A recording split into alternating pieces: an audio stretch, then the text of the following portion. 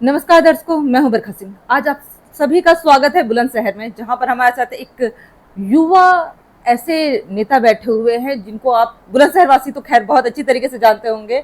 वो सपा से हैं और बहुत पुराने एक तरीके से कह सकते हैं आप लीडर हैं, एक युवा लीडर हैं और इस बार टिकट मांग रहे हैं सपा से, विधायक प्रत्याशी के रूप में हैं। और जानते हैं कि बुलंदशहर तो खैर राजनीति में चर्चाओं का विषय तो हमेशा ही रहता है। तो आइए जानते हैं, पहले इनका पूरा परिचय जानते हैं, फिर उसके बाद मैं आपको बताऊंगी कि इन्होंने अब तक में क्षेत्र में कितने सारे कार्य किए हैं जिसको सरकार भी अनदेखा नहीं कर सकती। पहले तो आपका हमारे चैनल में बहुत बहुत स्वागत है सुहेल जी। बहुत बहुत धन्यवाद। आप अपना पहले पूरा परिचय जनता को अपने बताइएगा। मेरा नाम मोहम्मद सुहेल अबरार एडवोकेट है। मैं राष्ट्रीय उपाध्यक्ष युवजन सभा समाजवादी पार्टी में हमारा पद है इस टाइम। इससे पहले अगर आप पूछेंगे तो जैसे कि आपने बताया कि इससे पहले सबसे हमारी जो शुरुआत हुई जी, वो अलीगढ़ मुस्लिम यूनिवर्सिटी में एक छात्र नेता की तरह स्टार्ट हुई। मतलब जब आप छात्र थे तब भी आप कहीं ना कहीं पॉलिटिक्स में उसी टाइम उतर गए थे। जी जी जी, जी। हमने ग्रेजुएशन की इकोनॉमिक्स से एएमयू से। उसके बाद हम चले गए थे अलीगढ़ दिल्ली, मगर हमें चुनाव मतलब दिल में था कि चुनाव लड़ना है, तो हम वापस गए। हमने इसी वजह से एडमिशन लिया बीलिव में, बैचलर ऑफ लाइब्रेरी साइंस।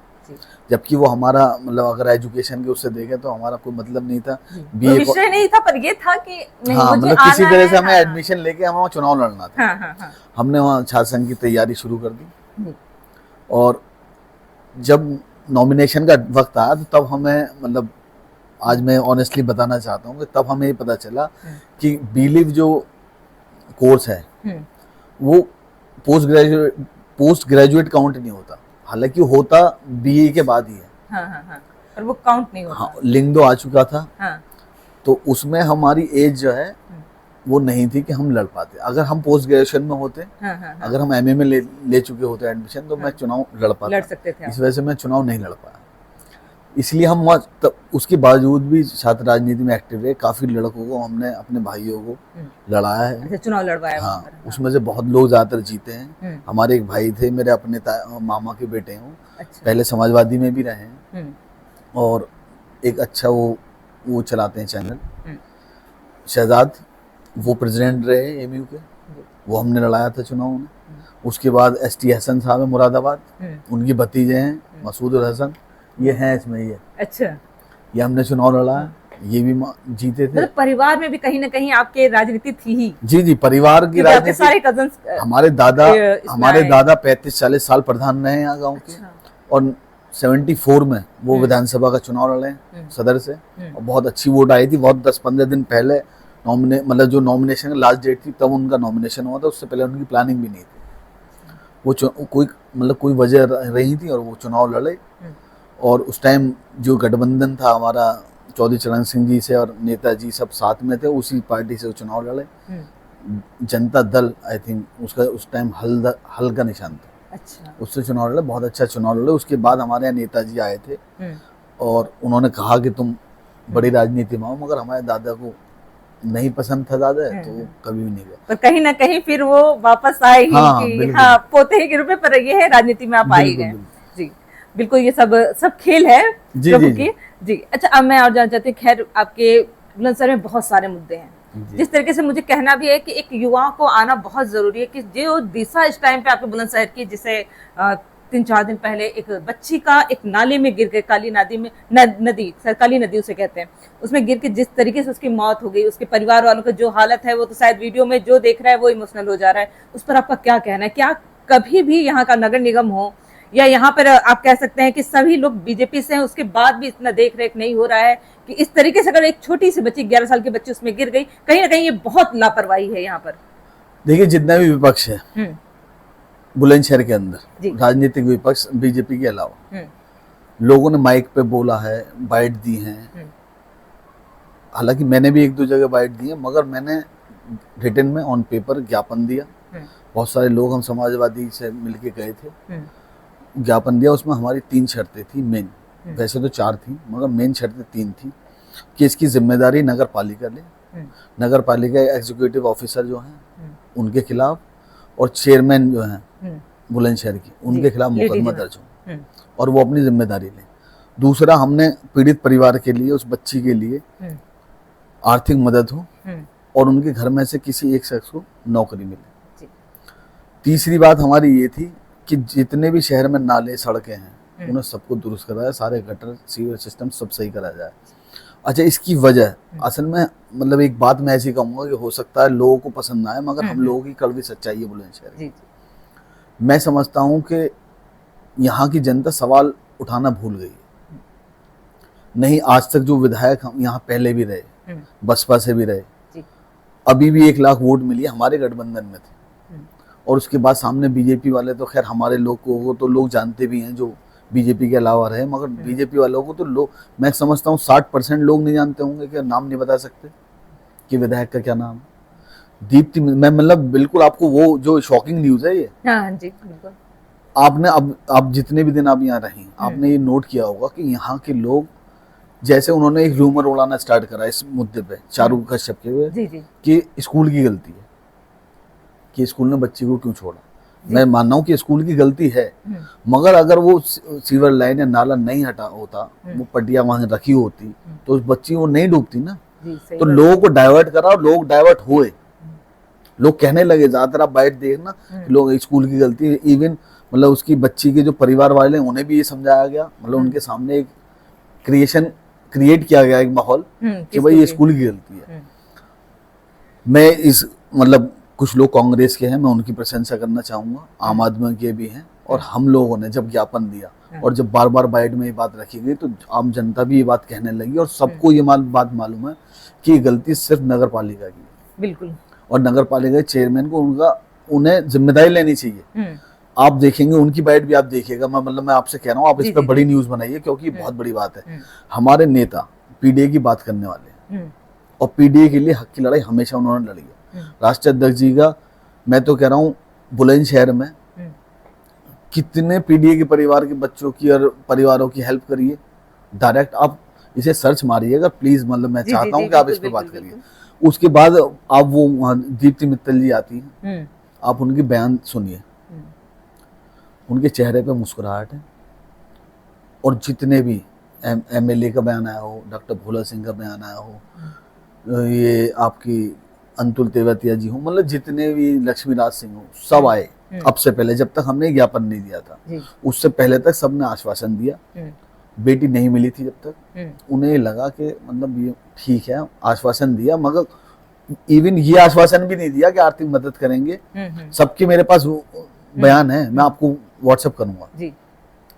तब हमने ये आवाज उठाई, कांग्रेस ने आवाज उठाई, समाजवादी ने उठाई, और आम आदमी, जितनी विपक्षी पार्टी ने जब उठाई, तो उन्होंने धीरे धीरे कहना शुरू करा कि हम आर्थिक मदद करेंगे। पहले मतलब राजी नहीं थे, पहले कोई मतलब उनके दिमाग में भी शायद नहीं था। तो कि ऐसा कुछ मैं यहाँ के, मैं मतलब अपनी शहर की जनता को ये बताना चाहता हूँ, ये उनसे रिक्वेस्ट करना चाहता हूँ कि आवाज उठाने से, हो सकता है उस वक्त आपको वो आवाज कमजोर लग रही हो, मगर अगर आप आवाज उठाना सीख गए तो चीजों में न्याय मिलना 100% तय है। और इस केस में मैं उस बेटी के लिए, मैं तो मानता हूँ बेटी शहीद है, जाते जाते उसने इस बुलंदशहर को सवाल करना सिखा दिया। और ये अगर वो चारों नहीं होती तो कल को अगर कोई भी और भी बच्चा, किसी का भी बच्चा हो सकता है, जा सकता था, बिल्कुल गिर सकता था उस नाले में, तो फिर भी कहीं ना कहीं सही बात है कि वो शहीद ही हुई है बिटिया। बिल्कुल बिल्कुल। उसके लिए हमने ज्ञापन दिया, ये मांगे रखी। उसके बाद हम कल की बात है, हम कैंडल मार्च निकालने गए, पुलिस अधिकारी भी थे और सब थे कि आप कैंडल मार्च नहीं निकालेंगे। अच्छा, निकलने ही नहीं दिया कैंडल मार्च। चारू कश्यप के लिए निकालना क्या गलत है? आप मतलब कोई भी पूरे हिंदुस्तान में, या जितनी भी मीडिया है या जितने भी राजनीतिक लोग हैं, कोई भी ये बात कह सकता है कि उस बच्ची के लिए कैंडल मार्च ना निकालने दिया जाए, पर रोक दिया गया। तो सीधा धमकी कि मुकदमा ला के जेल भेजा जाए। कहीं ना कहीं एक कह सकते हैं आपकी, मगर सवाल नहीं कर सकते। हाँ, मगर सरकार में सवाल नहीं कर सकते आप। मगर सवाल तो ये बच्ची ने बुलंदशहर को हिला तो दिया है। आप देखेंगे आने वाले टाइम में जंतर मंतर कैसे बना, जंतर मंतर पे जो लोग आज इतनी आवाजें उठा रहे हैं वो कैसे बना। कोई एक मुद्दा होता है, लोग परेशान है, हर इंसान, हिंदू हो मुसलमान हो, ऊब चुका है, बुरी तरीके से ऊब चुका है कहीं ना कहीं। मगर आस्था जो है ना इन चीजों पे भारी होती है। मगर जब से ये चंदा चोरी हुआ जी, लोगों की एक तरह से आंख खुली है और वो 10-15 साल 12-15 साल बाद एकदम जागे हैं। अब अयोध्या जो चोरी हुआ है, अयोध्या में जो चोरी हुई है, हाँ, जी। देखो लोगों की आस्था है, मैं मान रहा हूँ कि हमारे लिए काबा शरीफ बड़ी चीज है।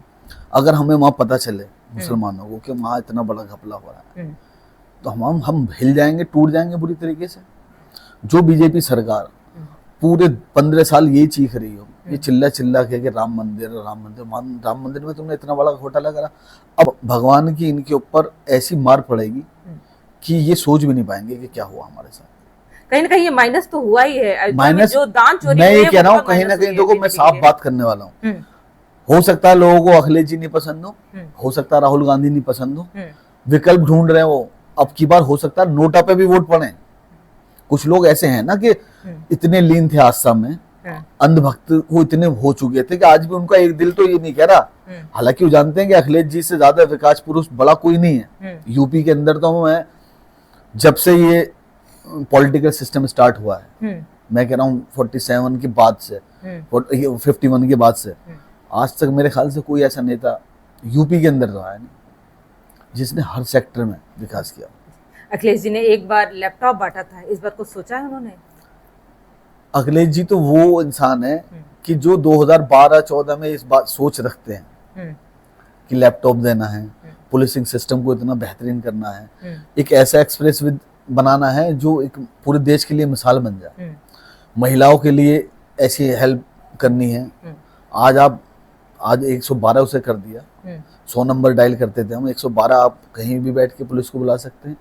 महिलाओं के लिए एजुकेशन के मामले में हो, कन्या विद्या धन हो, मतलब आप कोई भी एक सेक्टर बताइए ना जहां अखिलेश जी ने काम नहीं करा, कितने कम पीरियड में। मतलब अखिलेश जी ने क्या ऑब्जर्व किया हुआ था कि यूपी के अंदर क्या कमी है। आज हर इंसान जो भी मतलब थोड़ा सा भी पॉलिटिकल माइंड रखता है वो इस बात को जानता है कि विकल्प क्या अखिलेश जी अगर और मैं एक और बात आपसे कह रहा हूँ, अगर अखिलेश जी इस बार आए आसान नहीं होगा, पूरा विपक्ष मिलकर उन्हें हटा नहीं सकता। ये आप मेरी बात नोट रखिएगा, पूरा विपक्ष उन्हें हटा नहीं पाएगा क्योंकि वो ऐसे ऐसे काम करके दिखाएंगे ना, जनता मजबूर हो जाएगी। उनको मतलब जनता के पास ऑप्शन ही वही रहेंगे। अच्छा 27 में क्या लग रहा है कि गठबंधन रहेगा आप लोगों का?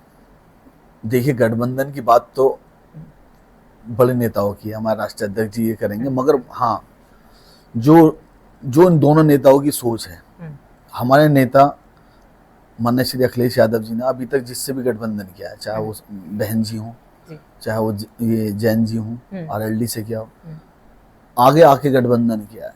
जो उन्होंने मांगा उससे ज्यादा करके दिखाया, सबको सम्मान दिया। आरएलडी को आप देखिए, एक तरह से मुझे याद है मैं कार्यालय पे था, जायलो में आए थे जब इन पे डंडा हाथरस में मेरे ख्याल से इन पे डंडे मारे थे, अखिलेश जी ने इनका हाथ थामा, बोले आगे आके गठबंधन जैसे आप चाहते हो वैसा दिया। अपने कुछ नेता भी दिए, आज जो इनके कई विधायक हैं अखिलेश जी आज कहेंगे आज हट जाएंगे जी।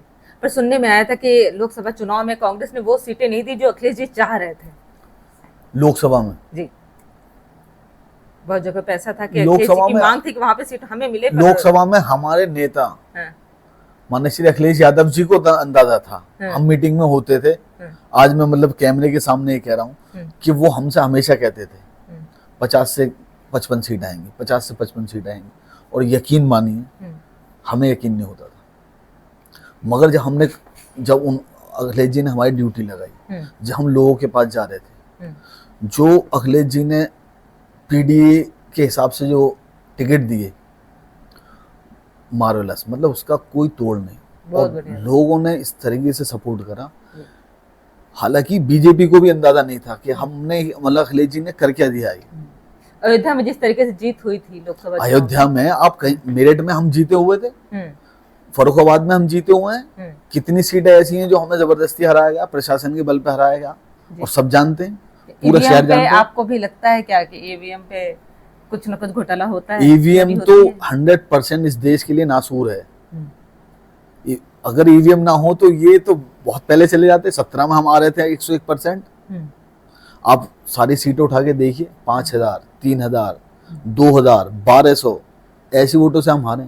एक कैलकुलेशन देखिए, अगर सारे पत्ते आपके पास हैं, आप कार्ड बांट रहे हैं और आपके प्लेयर जितने भी हैं सबको आपको पता हो कि किसके पास क्या है, तो आप मुझे 49 देंगे और खुद 41 लेंगे, मगर जीत तो आप ही रहे ना।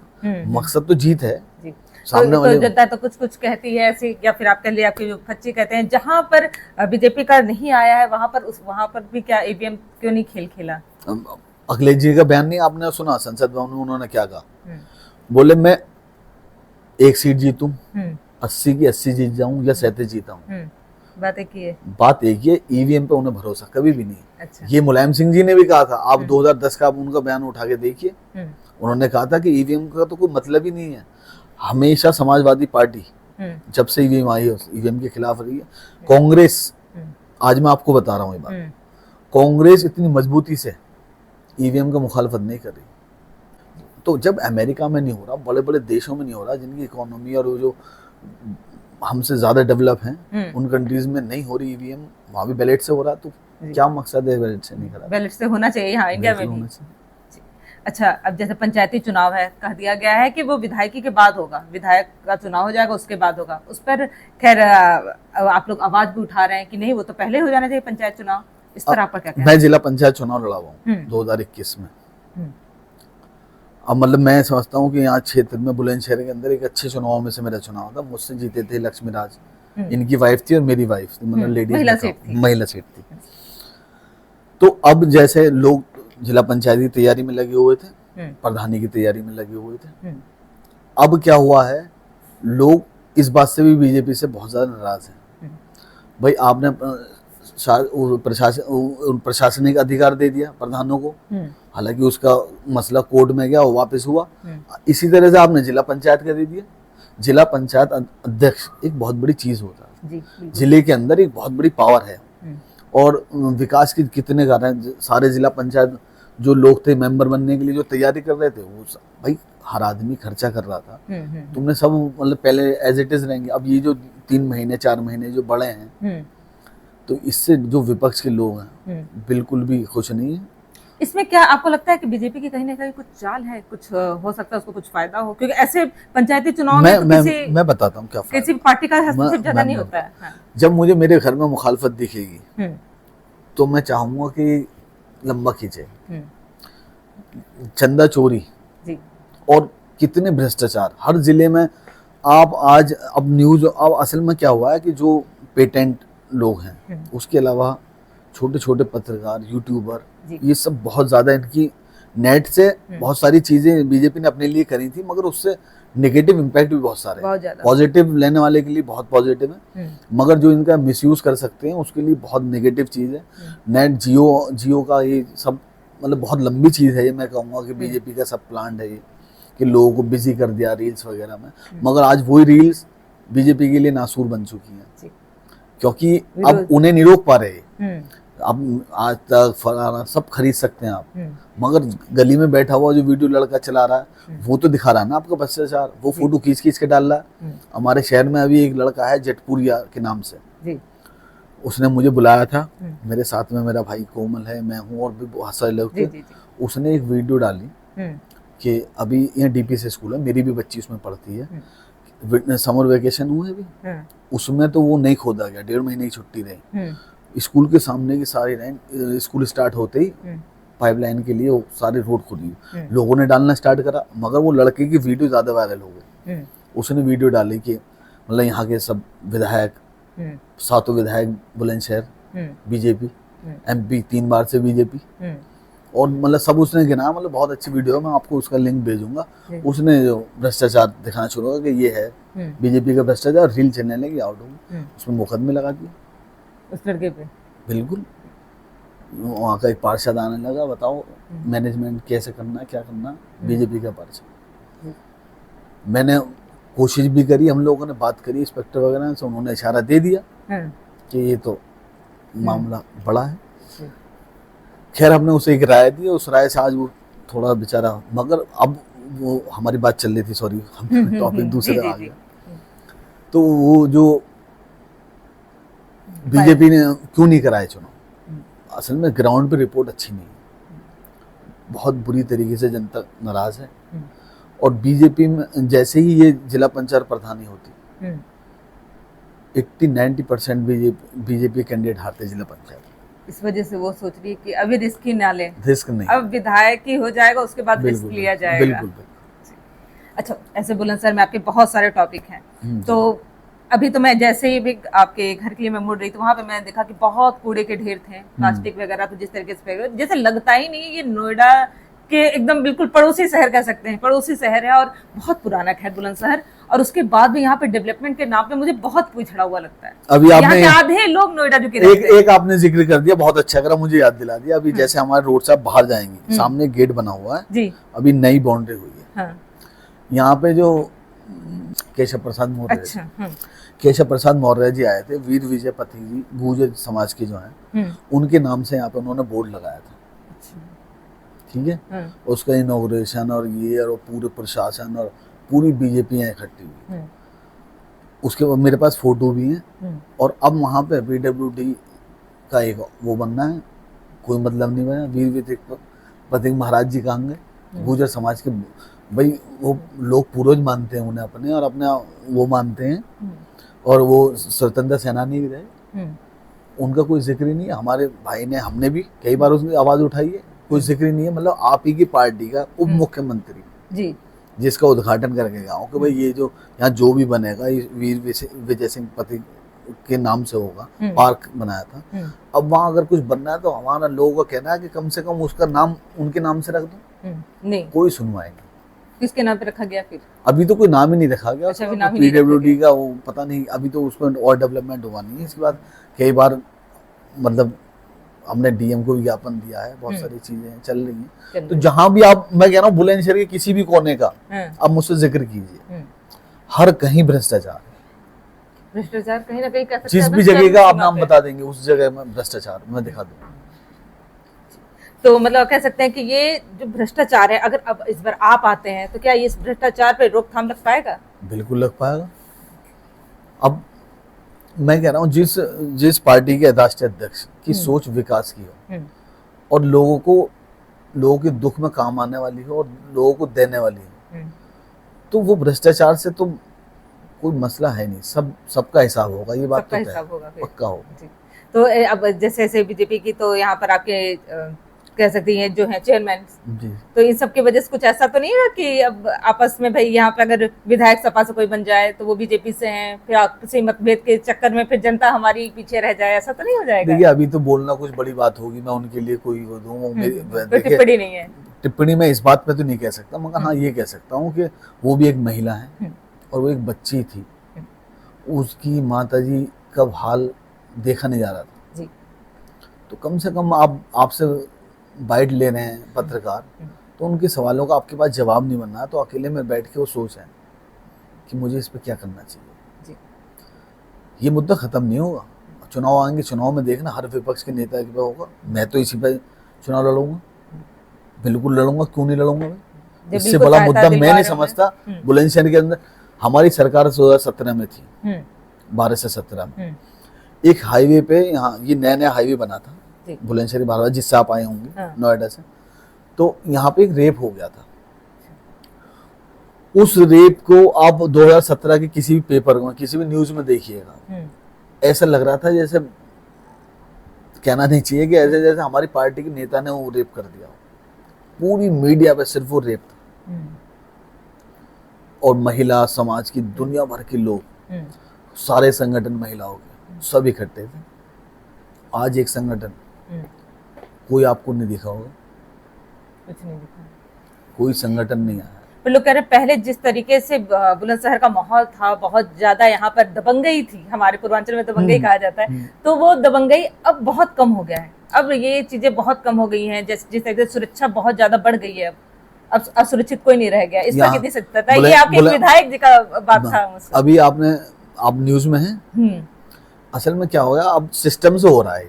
अच्छा, भ्रष्टाचार जो है और दबंगाई जो है सिस्टम से हो रही है। कैसे? अभी एक न्यूज आपने सिकंदराबाद की सुनी होगी कि एक सलमान नाम के लड़के को पुलिस ने सिकंदराबाद से उठाया और यहाँ ला के रखा, कम से कम मेरे ख्याल से 6-7 दिन, 6-7 घंटे, 6-7 दिन, उससे 6 लाख रुपए लिए। उस लड़के ने, उसके परिवारजनों ने, उसने FIR करी, अब जाके वो एक्सेप्ट हुई है। कल की न्यूज है। तो क्या हो रहा है? सिस्टम से भ्रष्टाचार हो रहा है। भ्रष्टाचार अभी भी वैसे ही है। बिल्कुल, अब पुलिस भ्रष्टाचार कर रही है, अब नेता भ्रष्टाचार कर रहे हैं, लोगों की हिम्मत नहीं है कोई आवाज उठा दे। जो आवाज उठा रहे वो अंदर जा रहा है। बिल्कुल, मैं कह रहा हूँ कि हमारे नेताओं के, हमारी पार्टी के बारे में कहा जाता है कि दबंग थे यार, ये थे वो थे। योगी आदित्यनाथ जी के आपने वर्ड सुने हैं स्पीच में?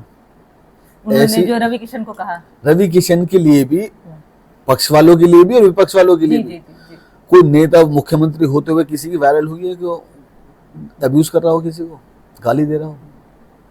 याद है आपको? जी जी नहीं, बिल्कुल, ये बिल्कुल सभी ने कहा कि जिस तरीके से उन्होंने शब्दों का चयन किया वो बहुत गलत था। ऐसे शब्दों का चयन एक सोशल पे करना, क्योंकि लोग, परिवार के लोग सुनते हैं न्यूज, इस तरीके की चीजें सही इतना खुला खुला वो हिंदू मुस्लिम कर रहे हैं कि नमाज रोड पे नहीं पढ़ सकते, नमाज में कावड़ियों के लिए मैं कराऊंगा, फूल बरसाऊंगा। सब लोगों को समझ में, मतलब असल में एक बात को आप कितनी बार कहेंगे, कितनी बार उससे बेनिफिट लेंगे? जिस दिन आपने चंदा चोरी होने दिया या कर दिया, जिस दिन आपने अयोध्या में जो जमीन एक घंटे में, दो घंटे में 20-20 करोड़ रुपए का प्रॉफिट करना, तो फिर आप किसके हो? जब आप रामलला जी के नहीं, भगवान के नहीं, आप तो फिर आप चोरी में आपको लगता है बीजेपी का कहीं ना कहीं हाथ तो है? वही, अच्छा, हमारा मतलब हमारे उसमें कुछ हुआ कार्यकाल में तो सब अखिलेश जी करा रहे जी। अब जो हो रहा है तो चंपत राय जी और फलाने जी और ये नहीं है, सब इन्वॉल्व है उसमें बुरी तरीके से। आरएसएस पूरी इन्वॉल्व है उसमें। भाई हम तो, अब हमें तो ऐसा कर दिया ना कि जो नॉन मुस्लिम लोग हैं, जो नेता जो पॉलिटिक्स कर रहे हैं, वो तो ऐसे अछूत बना दिए। मगर बोलेंगे सच तो भाई हमसे नहीं आएगा तो आपके लोगों से आएगा जी। अगर आप गलत करेंगे, और आ रहा है भाई पॉलिटिक्स में। अब आजम खान के साथ जो इन्होंने किया, क्या मतलब है? आप नाम बदल दो उसका, आप उसका नाम में आपको बुरा लग रहा है, नाम बदल दीजिए उसका। आप जौहर यूनिवर्सिटी के बारे में आपको मालूम है, जब ये मतलब जब इसकी बुनियाद रखी, जब ये बनी, तब ये जो क्षेत्र था वो आरडी में नहीं आता था। रामपुर डेवलपमेंट अथॉरिटी का जो क्षेत्र है उससे बाहर था, जब ये जिला पंचायत मान लीजिए क्षेत्र में था, और वो उन्होंने जिला पंचायत के अकॉर्डिंग बना दिया। आज आरडी के उसमें आ गया तो आरडी उसे तोड़ना चाह रही है। आप मिनिमम जो भी उसकी मैक्सिमम या मिनिमम जो भी उसकी फीस होती है उसका नक्शा पास करिए। पता नहीं कितनी बिल्डिंगें ऐसी हैं, पीएम हाउस, सीएम हाउस, कितने पुराने, जब अंग्रेज थे, अंग्रेजों के टाइम की बिल्डिंग है, लाल किले हैं, क्या इसका सब नक्शा पास है? ये सब सिर्फ और सिर्फ फर्जी चीजें हैं। एक समुदाय के खिलाफ दूसरे उस मतलब एक समुदाय से नफरत दिखाने के लिए वो ये भी भूल गए कि हम एक ऐसे मुद्दे को छेड़ रहे हैं जो कि एजुकेशन का है, जो कि बच्चों से जुड़ा हुआ है। और उसकी वजह से क्या हुआ, पूरा रामपुर इकट्ठा हो गया, पूरे जगह जगह के लोग आ गए, सरदार हैं, हिंदू हैं, मुसलमान हैं, सब वहाँ हैं। क्योंकि व्यक्तिगत तौर पे तो ये है ही नहीं। मैं तो कह रहा हूं, राजनीतिक में भले हिंदू, एक चीज मैं तो कह रहा हूँ, मैं तो सर आजम खां कहूंगा उन्हें। आजम खां साहब ने जो काम किया था, जो उनकी नफरत पॉलिटिकल उसमें थी लोगों के दिल में, इस मुद्दे से तो बहुत ज्यादा लोगों के दिल में उनकी मोहब्बत पैदा हो गई।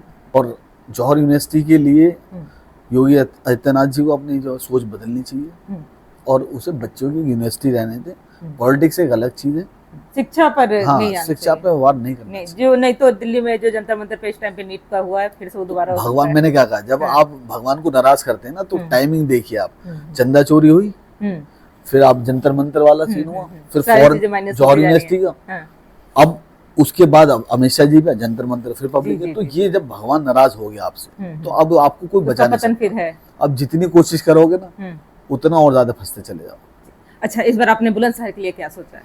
बुलंदशहर के लिए सबसे पहले तो मेरी डिमांड है कि हमारे यहाँ के जो नोएडा से और दिल्ली से, राजधानी से हमारा जिला बहुत पास है। हाँ जी।